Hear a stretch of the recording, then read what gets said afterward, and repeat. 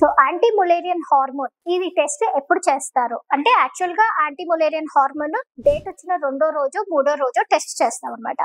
ఆ టైంలలో follicle sizes కూడా చిన్నగా ఉంటాయి, ప్లస్ ఎంత వరకు రిజర్వ్ అనేది ఓవరీలో ఉందా లేదా అని తెలుసుకోవడానికి యాంటీ ములేరియన్ హార్మోన్ అనేది తెలుస్తుంది. సో చిన్న చిన్న ఫాలికల్స్ దాని నుంచి ఎంత వరకు హార్మోన్ మనకి రిలీజ్ అవుతుంది, దాన్ని మన రిజర్వ్ ని ఎంత వరకు కాపాడుతుంది, ఎలా తెలుసుకోవాలి అనే దాని గురించి ఏఎంహెచ్ అనమాట. సో డేట్ వచ్చిన 2వ రోజు 3వ రోజు ఈ టెస్ట్ చెప్పిన తర్వాత దాంతో పాటు మేము స్కాన్ అనేది చూసుకుంటాం. స్కాన్ లో దానికి దీనికి కోరిలేట్ ఉందా లేదా అనేది చూసుకుంటాం. సపోజ్ ఇప్పుడు ఏఎంహెచ్ 2 నుంచి 6 వరకు ఉంది అని అనుకోండి. సో అది స్కాన్ చేసినప్పుడు ఒక్కొక్క ఓవరీలో 5 నుంచి 6 వరకు ఫాలికల్స్ ఉన్నాయా లేదా అనేది చూస్తాం అనమాట. సో ఒక ఓవరీలో రైట్ ఓవరీలో 5-6 ఫాలికల్స్ ఉన్నాయి, ఎగ్స్ ఉన్నాయి అని అంటే తర్వాత లెఫ్ట్ ఓవరీలో ఎడమ ఓవరీలో కూడా 5-6 ఫాలికల్స్ ఉన్నాయా లేదా అనేది చూసుకుంటాం.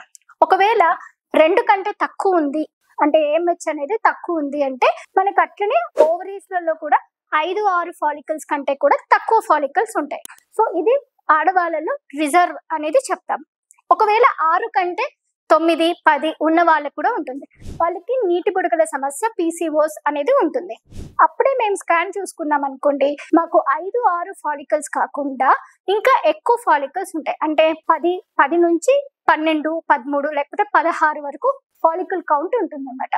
సో ఇలా మేము డివైడ్ చేసుకుంటూ ఏఎంహెచ్ కి AFCకి 2 కోరిలేట్ చేసుకొని వీళ్ళకి సరైన ట్రీట్మెంట్ ఏది పెట్టాలి అంటే IVF స్టార్ట్ చేసుకుంటుంటే ఎంత డోస్ ఇవ్వాలి, IUI స్టార్ట్ చేసుకుంటే ఎన్ని డేస్ ఇంజెక్షన్స్ ఇవ్వాలి అనేది చూస్తాం అన్నమాట.